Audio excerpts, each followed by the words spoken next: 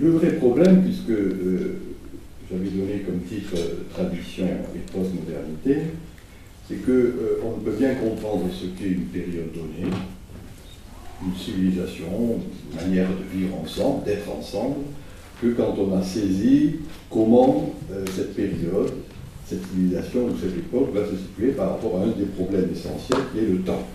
On a dans la triade temporelle le passé, le présent, l'avenir.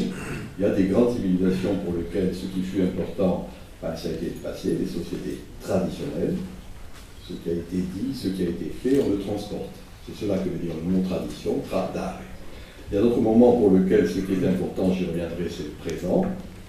Il est d'autres grandes civilisations pour lesquelles ce qui a marqué, ce qui était la temporalité essentielle, était le futur. Voilà ce qui serait la modernité. Voilà en quel sens, si vous voulez, je vous propose de réfléchir pour voir ce qui a constitué cette modernité et peut-être ce qui est en gestation contemporainement. Et c'est comme pour saisir un peu cette temporalité, ben, il faut mettre l'accent sur ce qu'il est convenu d'appeler, des grands esprits comme Hegel l'ont montré, l'esprit du temps. Comment se constituent, encore une fois, nos manières d'être et nos manières de penser. Un des grands, sinon le plus grand philosophe français du XXe siècle, Michel Foucault, avait d'ailleurs un terme pour traduire cela, il disait épistémé, dans le sens tout simplement du fait qu'on a une connaissance de soi, une société a une connaissance de soi, et montrait-il, et c'est cela qui est intéressant, en fonction de cette connaissance, eh bien on va s'organiser. Il va y avoir en quelque sorte une application des grands principes qui étaient à l'œuvre dans cette connaissance. D'ailleurs, par parenthèse, puisque vous êtes dans un cercle universitaire, je rappelle que justement, il y a deux mots pour dire la connaissance. En grec, il y a le mot épistémé, celui que je viens de dire, et puis il y a le mot théorie, théoria, qui est la connaissance pure. Et donc Foucault montre bien, en fond, que notre espèce animale n'est ce qu'elle est que parce qu'elle se raconte. Mais que c'est en se racontant qu'on se structure. Un amour n'existe que parce que cet amour se dit. Une amitié n'est telle que parce qu'elle se raconte, voire un pays n'existe comme tel que parce que le pays se raconte une histoire. Voilà l'idée d'épistémé.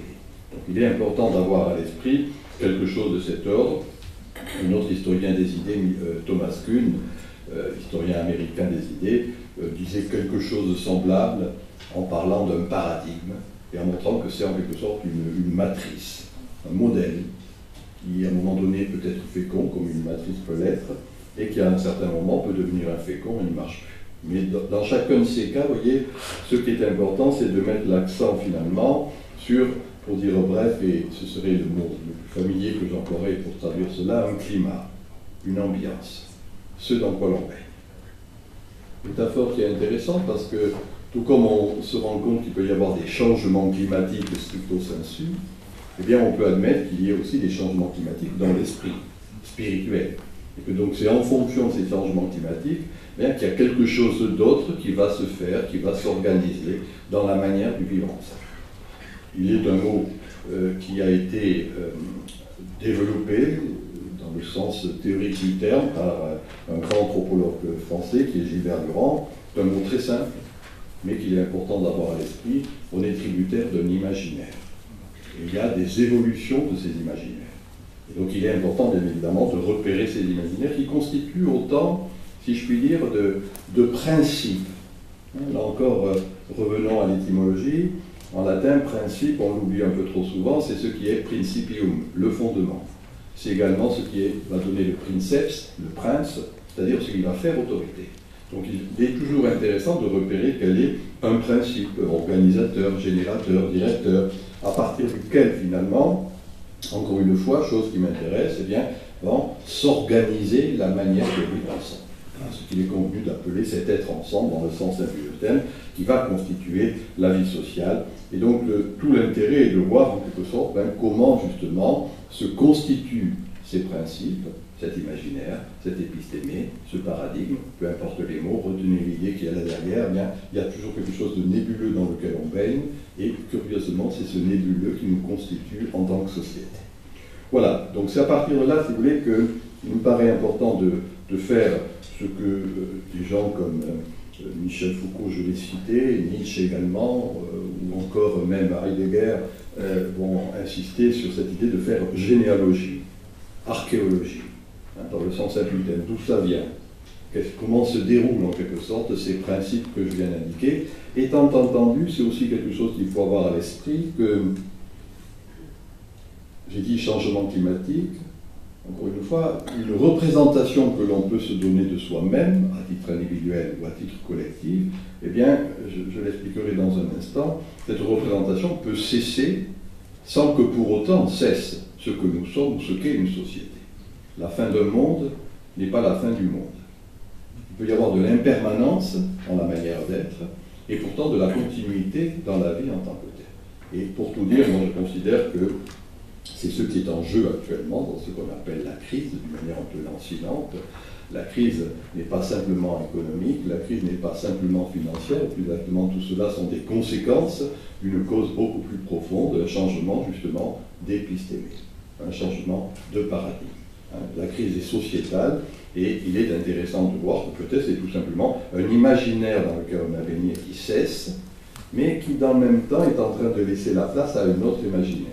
La crise, en grec, crisis, ça veut dire le jugement de ce qui est en train de naître sur ce qui est en train de cesser. D'une manière beaucoup plus familière, mais non moins réelle, le mot crisis signifie le crible, à partir duquel on va rejeter ce qui convient de rejeter et garder ce qui mérite d'être gardé. Donc c'est dans cet esprit qu'il faut, encore une fois, se rendre compte. Je dis bien impermanence et continuité. Alors, impermanence, pour bien saisir ça, il faut faire ce que j'appelais il y a un instant généalogie, et ce sera mon premier point, comment s'est constituée la modernité. Alors, pour être précis, je dirais, et ça c'est une position qui m'est particulière, qui est une opposition en opposition à ce que traditionnellement on appelle les temps modernes, faisant débuter la modernité au XVIIe siècle, et donc étant entendu que ce serait les 3 à 4 siècles qui viennent de s'écouler, de mon point de vue, je cherche d'une manière beaucoup plus radicale, dans le sens simple du terme, c'est-à-dire chercher les racines. Pour moi, la modernité va commencer avec la tradition judéo-chrétienne. Et que le vrai inventeur de la modernité, c'est saint Augustin.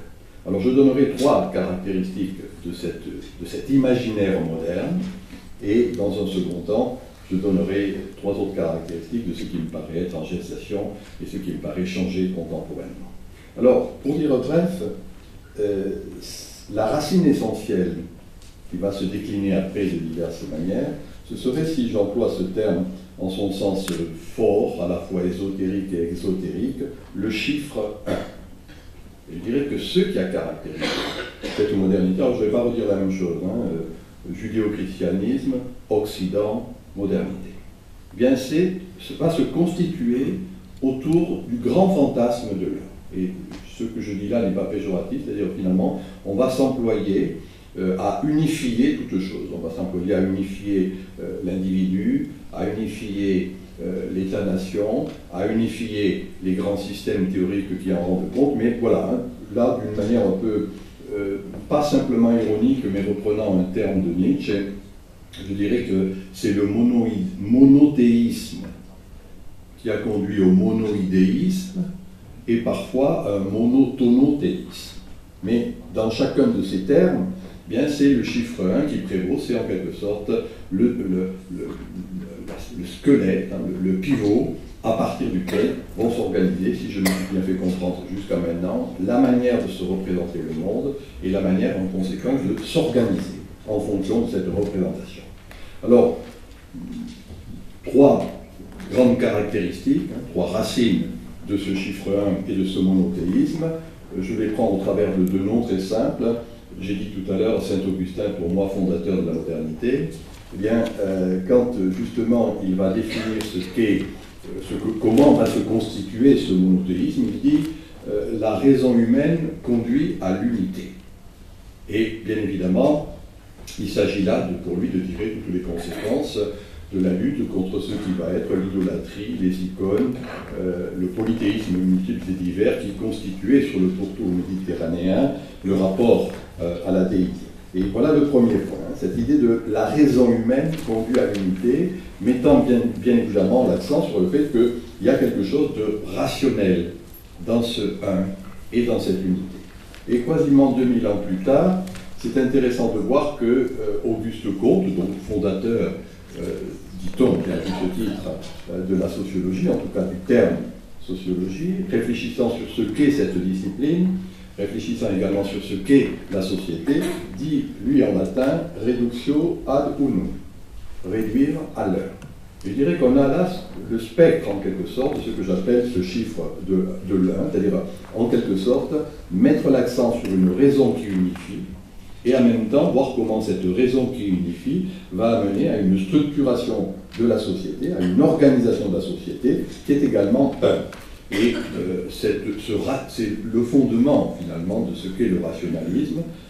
Tout au long du XIIIe siècle, la théologie, par après ce qui va être la théodicée, c'est-à-dire de Dieu on ne parle que d'une manière rationnelle, pour aboutir, à partir du XIIIe siècle, dans le fond, à ce qui va prédominer dans nos sociétés, c'est-à-dire ce grand rationalisme, tout est soumis à raison, tout doit donner ses raisons. Voilà un peu la première caractéristique qui fait que ce n'est pas un simple problème philosophique ou un simple problème académique, mais je dirais une raison, rationalisme, une raison qui fait système et qui va en quelque sorte se capillariser dans l'ensemble du corps social. Retenez cette formule, tout est soumis à raison, tout doit donner ses raisons. C'est ça pour le rationalisme. Et encore une fois, en cherchant bien évidemment ces racines lointaines, j'ai bien dit Saint-Augustin. La deuxième caractéristique de ce monothéisme, de ce qu'il convient d'appeler occidentalisation du monde, ben c'est quelque chose, moi je dis, c'est le lointain. La recherche, la vraie vie est ailleurs. Et puisque j'ai cité Augustin, là encore, un de ses livres majeurs, sinon peut-être pour certains son livre majeur, La Cité de Dieu, ben montre que c'est un peu plus tard qu'il y aura la jouissance. C'est un peu plus tard, en quelque sorte, qu'on arrivera à la béatitude, étant entendu qu'il convient de passer le plus rapidement possible dans cette vallée de larmes pour atteindre, encore une fois, la cité de Dieu. Donc, encore une fois, une projection vers le futur, quelque chose qui renvoie à un peu plus tard. Et même pendant que je faisais il y a un instant, eh bien, tout au long du XIXe siècle, vont s'élaborer, et la construction la plus connue, en tout cas la plus célèbre, peut-être la mieux faite est celle de Marx, hein, c'est la recherche de la société parfaite, mais toujours sur ce qu'on appelle une homologie structurale, c'est-à-dire la même chose, un peu plus tard. Marx, d'ailleurs, dans la question juive, a une petite formule qui est fort intéressante, il dit « La politique, c'est la forme profane de la religion. Ce que la religion avait voulu faire au ciel, nous allons faire la même chose, mais sur terre, le paradis terrestre. » Mais vous voyez, il y a ce qu'on appelle cette homologie structurale, c'est-à-dire que c'est plus tard, un peu plus tard, le lointain. Freud, à la fin du XIXe siècle, traduira cela en parlant d'un report de jouissance. C'est encore un peu plus tard qu'on arrivera justement, encore une fois, j'ai dit béatitude, bonheur, les grandes théories de l'émancipation qui s'élaborent au XIXe siècle reposent là-dessus. Troisième caractéristique, donc encore une fois cette raison souveraine qui va se diriger vers le lointain, et la troisième caractéristique, moins connue, quoique les théologiens l'ont bien définie, et qui est une spécificité par rapport aux autres cultures humaines, et qui est la spécificité, je dis judéo-christianisme, il faudrait dire de la pensée sémite, des religions du livre, c'est-à-dire quelque chose qui va reposer sur le salut individuel. Le mot savant, c'est une perspective qui est, dit-on, sotériologique. Il y a un salut, et je précise, un salut individuel. Et dans le fond, il y a une vie après cette vie. Il y a une résurrection, il y a quelque chose qui conduit à la perdurance de l'âme, voire éventuellement la résurrection du corps. Et voilà un peu cette idée du salut individuel, et je crois que c'est quelque chose qui fait que, dans le fond, un mot que nous employons sans bien y faire attention, le mot sens, eh bien, ce sens n'a de sens que s'il a une finalité, que si ça va quelque part. Et regardez comment l'ambivalence d'ailleurs du mot sens dans toutes nos langues, en tout cas nos langues néo-romanes, c'est à la fois la signification et la finalité. N'a de signification que ce qui a de la finalité, c'est-à-dire ce qui va quelque part. Et je dirais que dans ce petit mot de sens, on a résumé tout ce que j'essaie ici d'indiquer, hein, cette raison, encore une fois, qui est dominante, qui va tourner l'énergie individuelle et collective vers le futur, et qui repose, encore une fois, sur le fait qu'il y ait du salut, la sotériologie.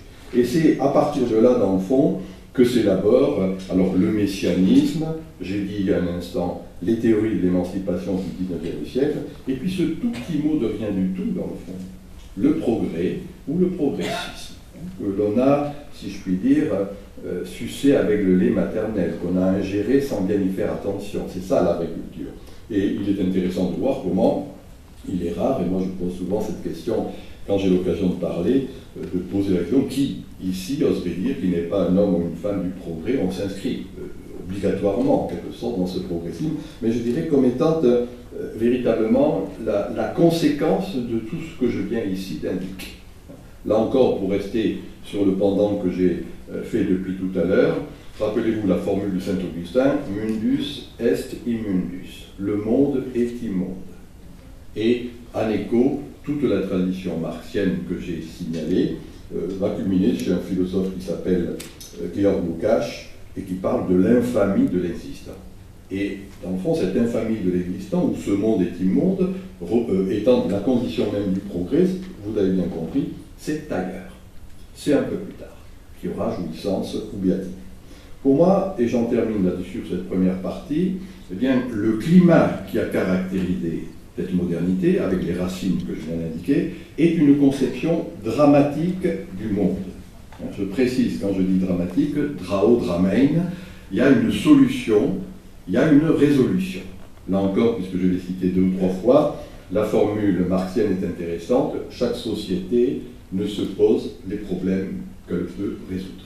Donc il y a toujours cette vision, le drame est une vision optimiste, c'est la dialectique, thèse, antithèse, synthèse. On va arriver, encore une fois, à cette résolution, à cette solution, à la société parfaite, à quelque endroit que ce soit. Voilà, pour moi, l'imaginaire moderne.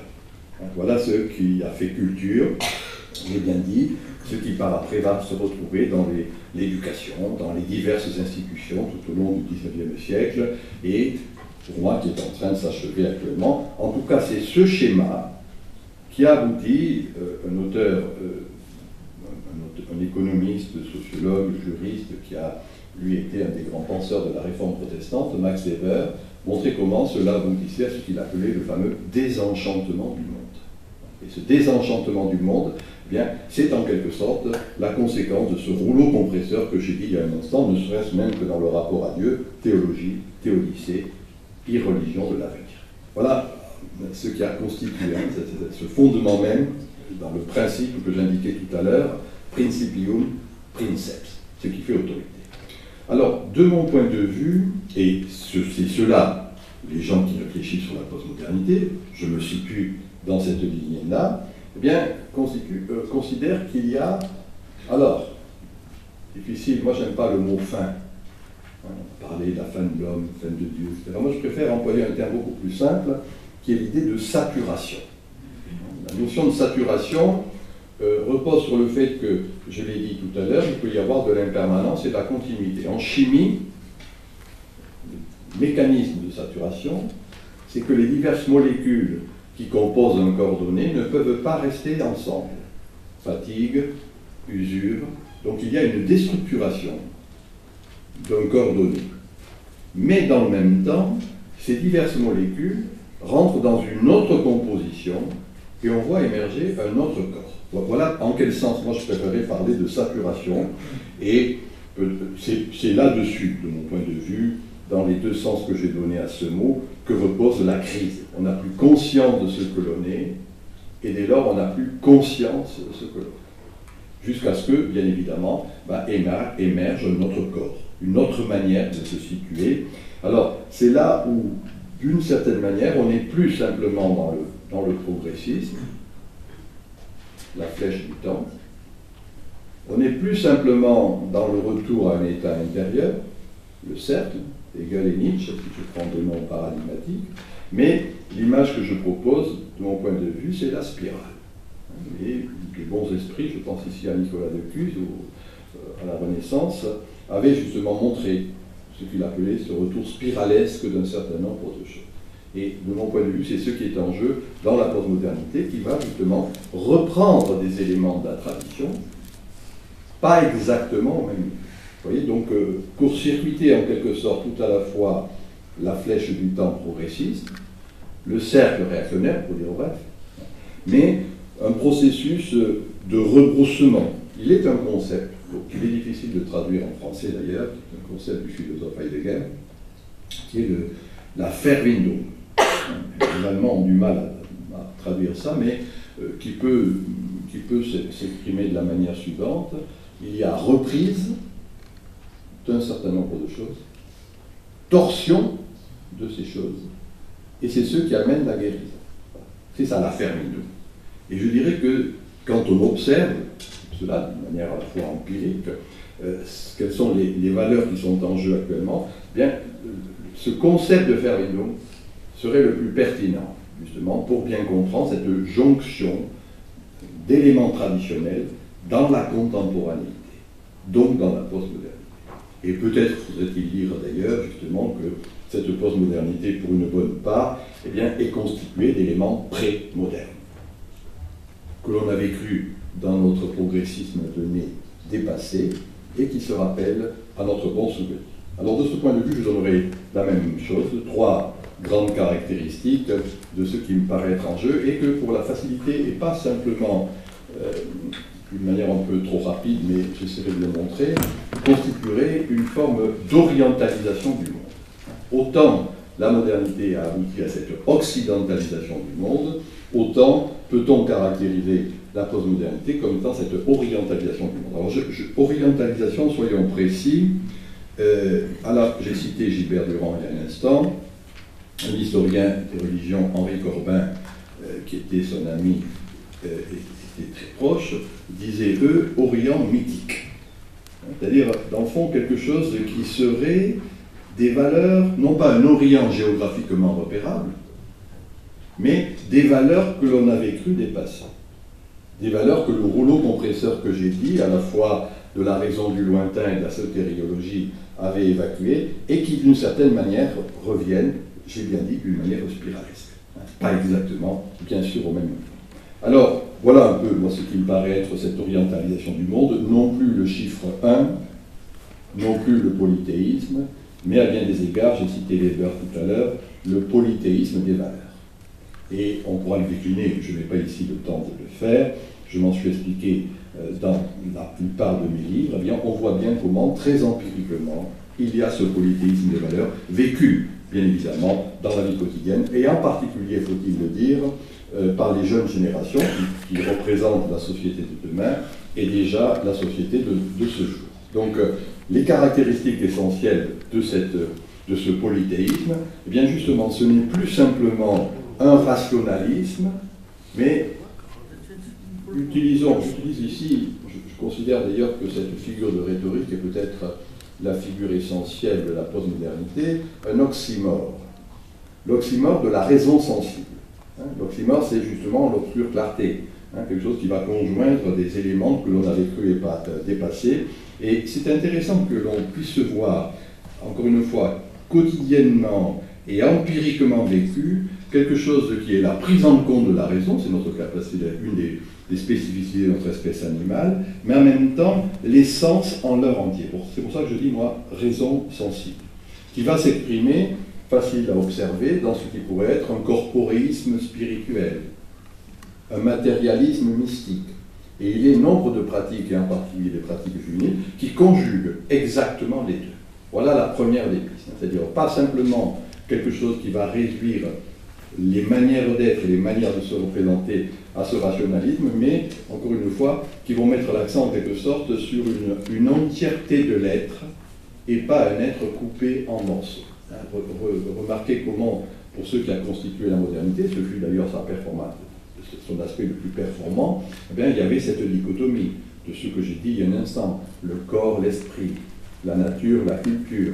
Et on a vu une multiplicité de dichotomies de cet ordre. Là, au contraire, il y a une conjonction. La coincidentia oppositorum est peut-être la forme la plus achevée de ce que j'appelle ici la raison sensible.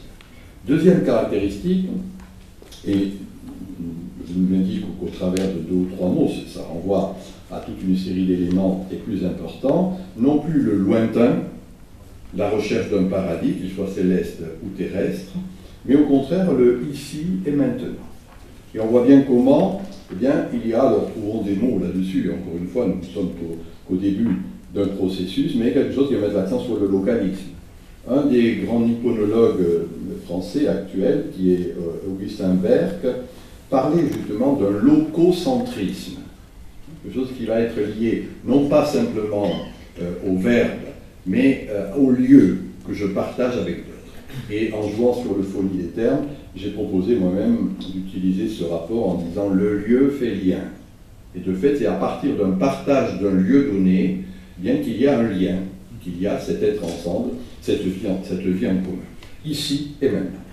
Et voyez ce qui est en jeu dans ce rapatriement de la jouissance, non plus le report, mais le rapatriement de la jouissance, eh bien, peut-être est-ce, au-delà ou en deçà de la grande perspective judéo-chrétienne, le retour d'une forme de paganisme. Il ne faut pas avoir peur des mots. Paganus, c'est le paysan. C'est cette terre aussi. Celui qui s'attache à jouir, tant bien que mal, des fruits de cette terre. Et de diverses manières, s'il y avait une discussion, je donnerai des exemples en ce sens. Je pense que ce paganisme est quelque chose qui est très important, encore une fois, non pas vécu en tant que tel, non pas conscientisé, même pas forcément verbalisé en tant que tel, mais il est dans multiples pratiques, encore une fois, de la vie quotidienne, des techniques du New Age contemporain, jusqu'à toute une série d'éléments de la vie quotidienne qui renvoient bien, encore une fois, à ce paganisme, c'est-à-dire cet enracinement, ici et maintenant. Troisième caractéristique, ce n'est plus le salut individuel. J'ai cité 2 ou 3 fois Heidegger, qui montre comment on est en train de passer de l'ère du jeu, dit-il, égo, à l'ère du nous. Et pour ma part, il y a maintenant 2 ou 3 décennies, j'avais parlé du temps des tribus, montrant en quelque sorte comment justement ce qui prévalait, c'était le sentiment d'appartenance. Quelque chose qui n'attendait pas, une fois, un salut dans le lointain, mais là, très précisément, un des néologismes qu'il convient d'employer à cet égard, une idée de reliance. Dans les 2 sens étymologiques du mot. En latin, reliance, c'est être religare, c'est être relié aux autres, à la terre, au monde. En anglais, reliant, c'est la confiance. Et je dirais qu'il y a quelque chose de cet ordre qui est en jeu dans ce sentiment d'appartenance. Donc, dès lors qu'il n'attend pas pour un peu plus tard, j'ai bien dit, une jouissance à venir, qu'elle soit spirituelle ou matérielle, mais qui au contraire s'accommode, s'ajuste. Et c'est de fait l'espèce de religiosité ambientale, que certains traduisent comme étant un bric-à-brac de la religiosité. Moi je préfère dire un patchwork, une mosaïque, où dans le fond il y a des éléments très divers qui cohèrent, qui tiennent ensemble à l'image de la mosaïque, mais qui traduisent encore une fois le fait que l'énergie individuelle et l'énergie collective ne se projettent plus vers le futur, mais s'emploient, et vous comprenez que c'est ici la temporalité qui me paraît importante à avoir à l'esprit, au présent. Le carpe diem sous ses diverses formes, de cueillir aujourd'hui les roses de la vie, qui renvoie bien évidemment à cette espèce du fait qu'il n'y a plus la recherche d'un salut, mais un ajustement à ce qui. Dès lors, on n'est plus dans une conception progressiste du monde, mais peut-être faudrait-il parler, et pour ma part, je reprends cette idée, de la progressivité. L'idée de progressivité, c'est quelque chose qui tient compte de la sédimentation, de l'enracinement, j'ai dit le lieu fait lien de ce que nous sommes avec d'autres, et qui en même temps exprime, bien évidemment, une forme d'énergie. La spirale en serait l'expression. Là encore un oxymore qui résumerait ici tout mon propos, l'enracinement dynamique. C'est-à-dire que c'est à partir de ces racines multiformes, dynamisme, qu'il y a de la force. J'ai bien dit individuelle ou collective, celle qui m'intéresse d'un point de vue sociologique. Et je dirais que voilà un peu ce qui est en train de constituer des nouvelles formes de solidarité, des nouvelles formes de générosité, mais à partir d'un lieu. J'ai bien dit un lieu que je partage avec d'autres, cette terre aussi, et non pas l'attente hypothétique d'arrière au monde. Alors, dès lors, on n'est plus, et je conclus là-dessus, on n'est plus dans une conception dramatique du monde. Hein, j'ai dit drao, dramen, solution, résolution, un peu plus tard, une action. Mais une conception, et ces deux termes qui sont tout à fait différents alors qu'on les emploie souvent l'un pour l'autre, une conception tragique de l'existence. C'est un grand philosophe espagnol, Miguel de Unamuno, qui parlait de ce sentiment tragique de l'existence. Qu'est-ce? Eh bien, s'ajuster, s'accommoder, tant bien que mal. Il y en a des quantités de termes, d'ailleurs, familiers ou autres, qui traduisent en quelque sorte cet ajustement, hein, cet accommodement, peut-être aussi dire en termes optiques, cette accommodation aux autres et au monde. L'idée de reliance serait celle-ci. Voilà ce qu'est la tradition. Voilà ce qu'est curieusement, paradoxalement, il faut bien dire, le retour spiralesque de cette tradition dans la contemporanéité. Pour ma part, je trouve qu'il est important toujours de saisir, de repérer quelle est la figure emblématique d'un moment, d'un néon, d'une ère. Eh bien, c'est bien sûr la figure emblématique de Dionysos, qui, pour les historiens de religion, est une divinité orientale. Il naît de l'autre côté, en Thessalie, en Turquie. C'est une divinité chtonienne, enracinée à cette terre aussi, le mot français autochtone en rendrait compte. Donc une divinité qui traduit l'attachement, l'appartenance, l'apparentement à ce monde-ci. J'ai cité 2 ou 3 fois la phénoménologie Heidegger, Dasein, être là, être le là. Et voilà en quelque sorte comment cette tradition mêlée à la contemporanéité n'est plus simplement un non à ce monde, mais une forme affirmative dans la perspective nietzschéenne de dire le oui. Amor fati, amor mundi. L'amour de ce qui est là, l'amour de ce qui arrive, le fatum, et également traduisant l'amour de ce monde-ci. De mon point de vue, c'est à partir de là qu'on peut parler contemporainement d'une forme de réenchantement du monde. Je vous remercie.